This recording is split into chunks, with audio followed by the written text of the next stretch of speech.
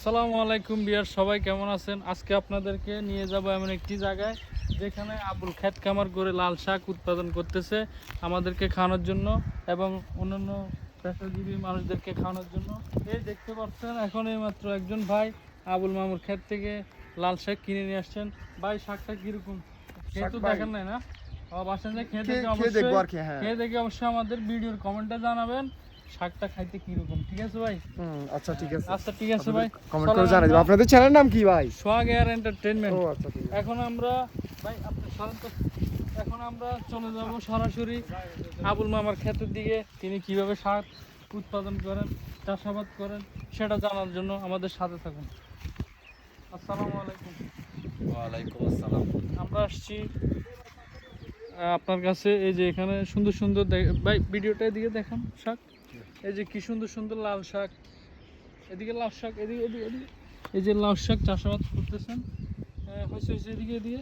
এই তো আপনার এই চাষাবাদ করে ভাই আরেকটু এদিকে। হ্যাঁ, এদিকে এদিকে ঠিক আছে। একটু এদিকে আসেন। হ্যাঁ, লাউ তো শেষ করে দিবেন, এদিকে হচ্ছে না তো। যাই হোক, আমাদের এখন আবুল মামুর সাথে কথা বলবো যে আপনার এই চাষাবাদ সম্পর্কে আমাদেরকে একটু দর্শকদের সামনে তুলে ধরুন। জি, আসলে আমি চিন্তা ভাবনা করলাম, অনেক কিছু তো করেছি, এখন চিন্তা ভাবনা করতেছি যে একটু সবজি চাষ করি। কারণ মানুষের এখন পুষ্টিকর খাবারের প্রয়োজন বেশি। এখন বর্তমানে সব জিনিসের মধ্যে ভেজাল, বিভিন্ন জায়গা থেকে বিভিন্ন কায়দের সবজি আসতেছে, মানুষের খেয়ে উপকারিত হচ্ছে না, মানুষ বিভিন্ন রোগে আক্রান্ত হচ্ছে। তাই আমি চিন্তা ভাবনা করছি নিজে নিজে পরিশ্রম করে, নিজে খাটনি করে, নিজে চোখে দেখি এরকম টাটকা সবজি যেন উঠতে পারি, কোনো ভেজাল মুক্ত সবজি। তাই আমি প্রথমত আমি শাক চাষ করলাম, দেখি কি হয়। আশা করি কয়েকজন নিয়ে গেছে, ভালো বলছে, আশা করি খারাপ হবে না। আপনারাও কেউ দেখতে পারেন। সবজি টাটকা সবজি। শেষ একটা প্রশ্ন। জি। আচ্ছা, দেখতে পাচ্ছি খেতে ভাই, এদিকে দেখতে পাচ্ছি এখানে একটা কুয়াটা কিসের জন্য করা হয়েছে আমাদেরকে যদি একটু বলতেন। আসলে যখন বৃষ্টি বাদল হয় না, তখন এগুলো শুকিয়ে যায়, সব জায়গায় কোনো পানি পাওয়া যায় না। তাই এটাকে নলকূপ বলা হয়।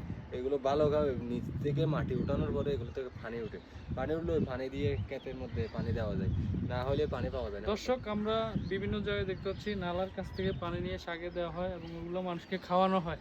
কিন্তু এই আবুল মাহমুদ চাষের ক্ষেত্রে এই গর্তে এখানে দেখতে পাচ্ছেন বৃষ্টি পড়লে এখানে প্রচুর পরিমাণ পানি যাবে এবং সেটা খেতে দেওয়া হয় এবং সেখানে পচা নোংরা পানি দেওয়া হয় না, খুব ভালো একটা পানি দেওয়া হয়, যাকে শাকগুলো অনেক ভালো। তো আপনারা যারা খাবেন এই আবুল মাহমুদ থেকে সংগ্রহ করে নিয়ে যাবেন। যারা ভিডিওটা দেখছেন সবাইকে অসংখ্য ধন্যবাদ। আল্লাহ হাফেজ।